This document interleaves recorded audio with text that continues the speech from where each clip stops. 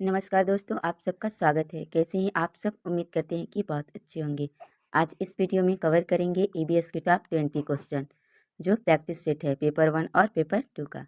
तो आइए देखते हैं क्या कहता है हमारा पहला प्रश्न।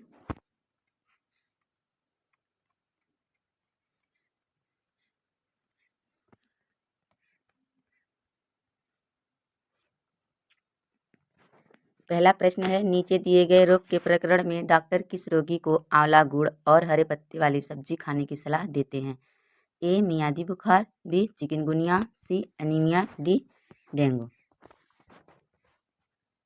डॉक्टर किस रोगी को आंवला गुड़ और हरे पत्ते वाली सब्जी खाने की सलाह देते हैं? इसका सही आंसर होगा ऑप्शन नंबर सी। इसे रक्ता भी कहते हैं। अगला प्रश्न है, नेहा अपनी कक्षा में बच्चों को पक्षियों के बारे में पढ़ा रही थी। अचानक किसी बालिका ने प्रश्न किया कि पक्षी अपना सिर क्यों हिलाते हैं?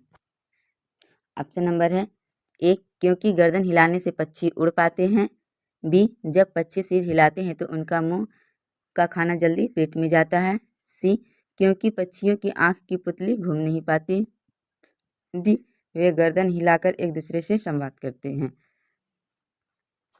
इस प्रश्न का सही आंसर हो जाएगा ऑप्शन नंबर सी, क्योंकि पक्षियों की आंख की पुतली घूम नहीं पाती, उनकी आंखें सीधी सीधी होती है, इसलिए वे गर्दन हिलाकर अपना काम चलाते हैं। प्रश्न नंबर तीसरा, भारत में किस राज्य को नारियल का प्रदेश कहा जाता है? ए असम, बी आंध्र प्रदेश, सी केरल, डी कर्नाटक। किस राज्य को नारियल का प्रदेश कहा जाता है? तो यहाँ पर ऑप्शन नंबर सी सही होगा। केरल राज्य को नारियल का प्रदेश कहा जाता है। अगला प्रश्न है, सौरमंडल का चमकीला ग्रह कौन सा है? सौरमंडल का सबसे चमकीला ग्रह कौन सा है? इसका सही आंसर हमें कमेंट करके बताएं। ऑप्शन नंबर ए है बुध, बी है बृहस्पति, सी है यूरेनस, डी है शुक्र। सही आंसर होगा ऑप्शन नंबर डी, शुक्र। शुक्र ग्रह को भोर का तारा भी कहते हैं। प्रश्न नंबर 5, टोकरी गीत का आयोजन कहाँ किया जाता है? टोकरी गीत का आयोजन कहाँ किया जाता है? ए असम में, बी अरुणाचल प्रदेश में, सी मेघालय में, डी मणिपुर में। टोकरी गीत का आयोजन असम राज्य में किया जाता है। ऑप्शन नंबर ए सही आंसर होगा। अगला प्रश्न है, अल्पना किस राज्य की लोक कला शैली है? अल्पना किस राज्य की लोक कला शैली है?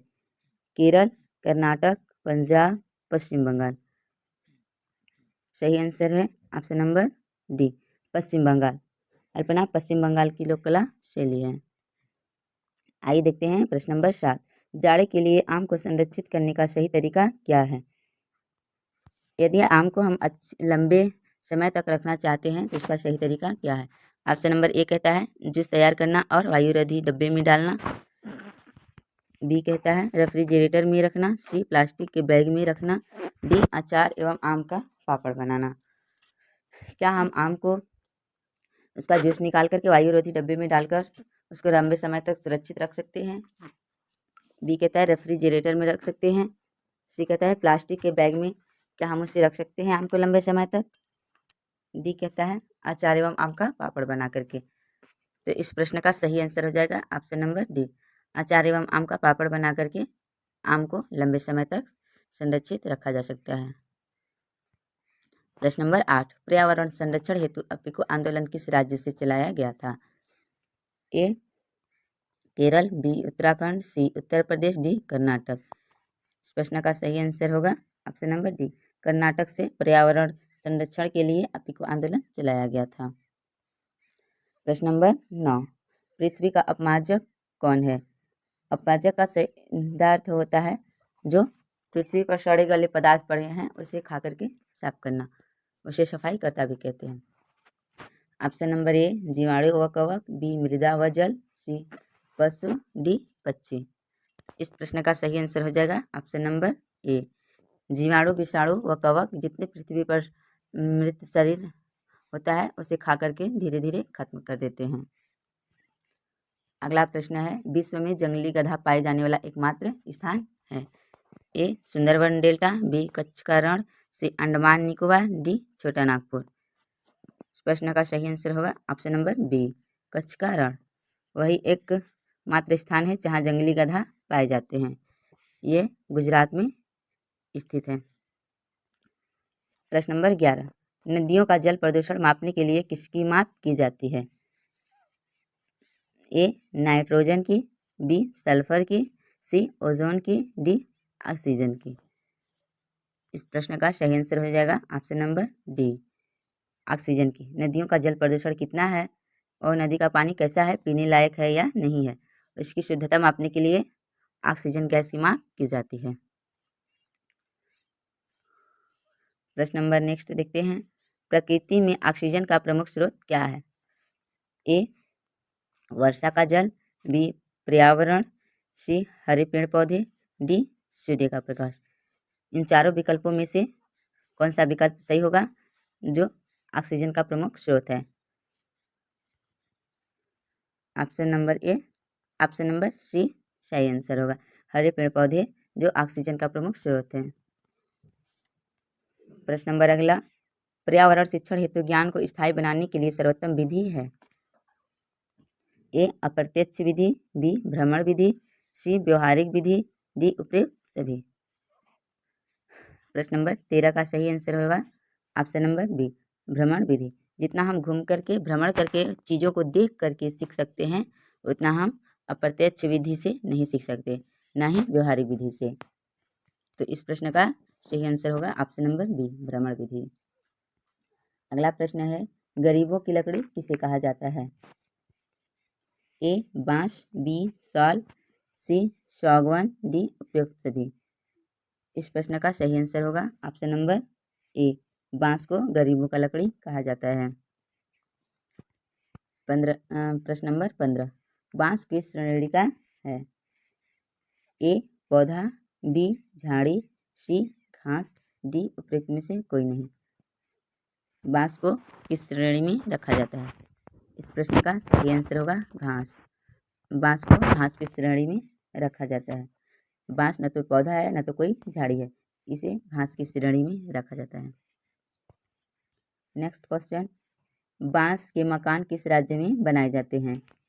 बांस के मकान किस राज्य में बनाए जाते हैं? असम, उड़ीसा, अरुणाचल प्रदेश, उत्तर प्रदेश। इस प्रश्न का सही आंसर होगा ऑप्शन नंबर ए बांस के मकान असम राज्य में बनाए जाते हैं। अगला प्रश्न है, वर्मी कंपोस्ट में निम्नलिखित में से कौन सा मुख्य भूमिका निभाता है? ए केचुआ, बी पादप, सी गैस, डी जंतुओं का गोबर। वर्मी कंपोस्ट में निम्न में से कौन सा मुख्य भूमिका निभाता है? केचुआ, पादप, गैस, जंतुओं का गोबर। प्रश्न का सही आंसर होगा केचुआ। वर्मी कंपोस्ट केचुआ की खाद को वर्मी कंपोस्ट कहा जाता है और जो जंतुओं का गोबर होता है इसे नाडेप कंपोस्ट कहते हैं।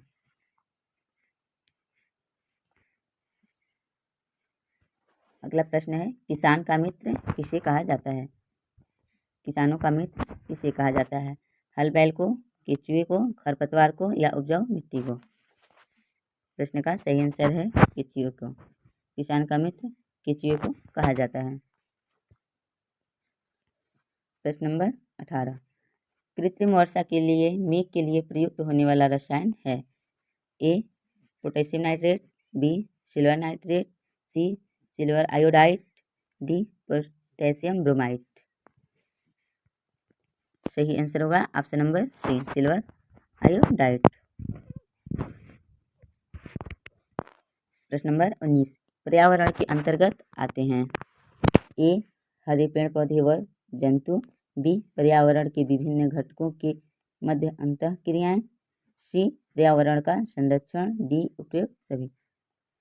पर्यावरण के अंतर्गत आते हैं तो क्या क्या आते हैं भाई? पेड़ पौधे भी आते हैं, जंतु भी आते हैं, पर्यावरण के विभिन्न घटकों के मध्य अंतःक्रियाएं भी आती हैं, पर्यावरण का संरक्षण भी आता है। तो इसका सही आंसर हो जाएगा ऑप्शन नंबर डी उपयुक्त सभी। प्रश्न नंबर 20,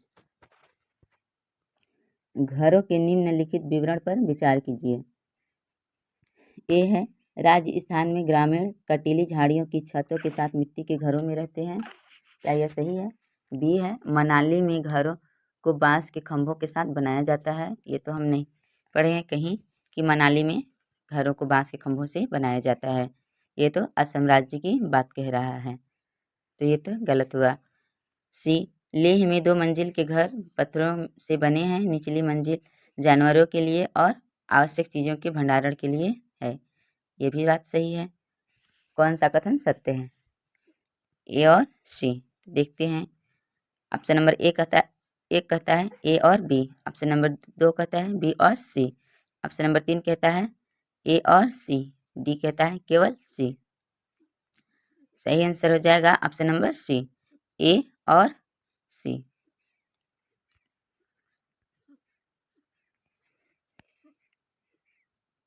तो दोस्तों, आपको वीडियो कैसा लगा हमें कमेंट करके ज़रूर बताएं। यदि आपको वीडियो अच्छी लग रही हो तो चैनल को सब्सक्राइब करें और दोस्तों तक शेयर करें। शुरू से अंत तक बने रहने के लिए आप सबका बहुत बहुत धन्यवाद।